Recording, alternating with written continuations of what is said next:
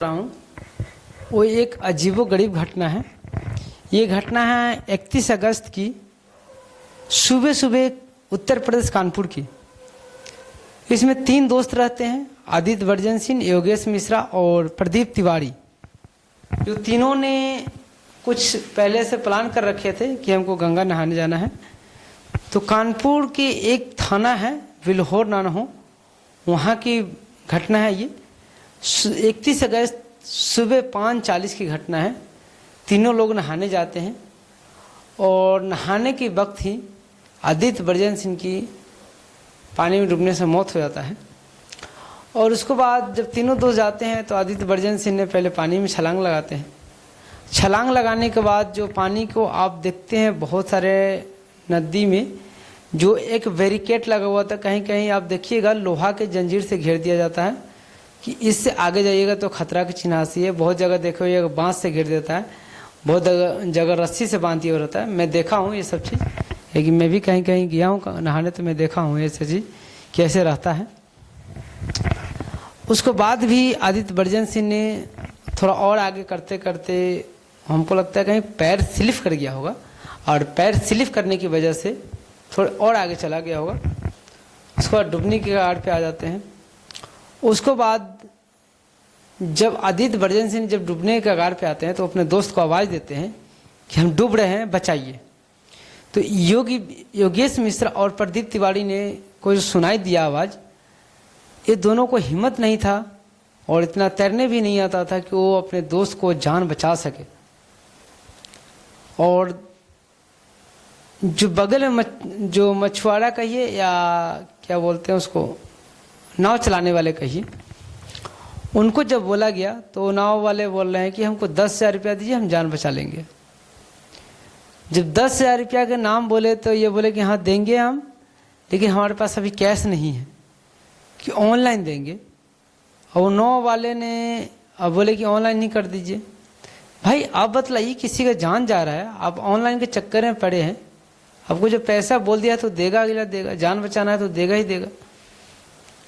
या जान बचाने के लिए ज़रूरत नहीं है कि पैसे दे, लेकिन क्या कीजिएगा, आजकल का ज़माना जो चल रहा है इसको कुछ कर नहीं सकते हैं। कि दुनिया में कैसे कैसे लोग हैं और कैसे कैसे इंसान सब है कि आप सोच नहीं सकते हैं, भरोसा नहीं कर सकते हैं ऐसे ऐसे लोग पे कि आप मर रहे हैं कोई बचा ले।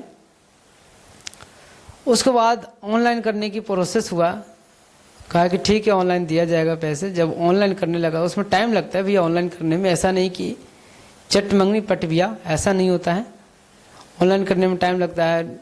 लॉक खोलेंगे, कोई एप्लीकेशन खोलेंगे, गूगल पे, फ़ोन पे, पेटीएम कुछ भी खोलेंगे, नंबर डालेंगे, फिर ट्रांजैक्शन का पैसे डालेंगे। जब तक 1-2 मिनट टाइम ले ही लेता है। आप लोग अगर करते होगे तो आप लोगों को पता होगा।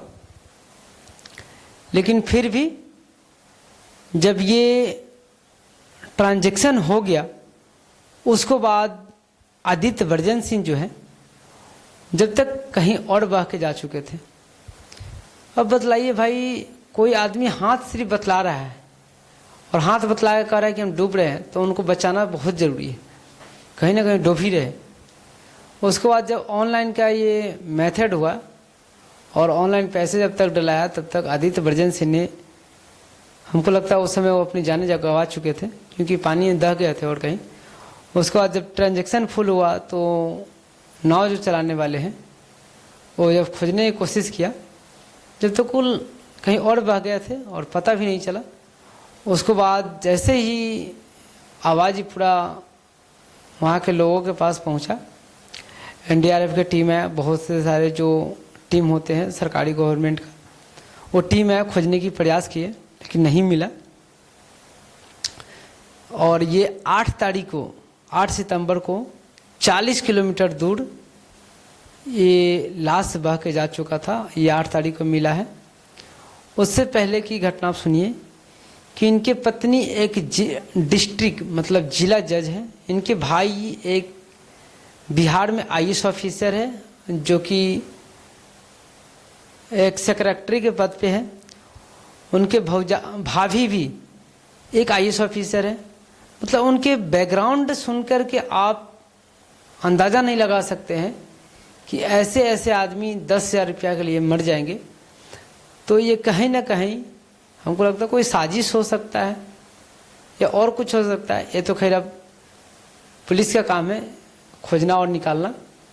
लेकिन मैं यही कहूँगा कि ऐसे ऐसे लोग अगर मिले तो आपको सुन के खून खोल जाता होगा कि ऐसे ऐसे लोग रहते क्यों हैं, ऐसे ऐसे लोग को जीने का अधिकार कौन सा दे दिया है।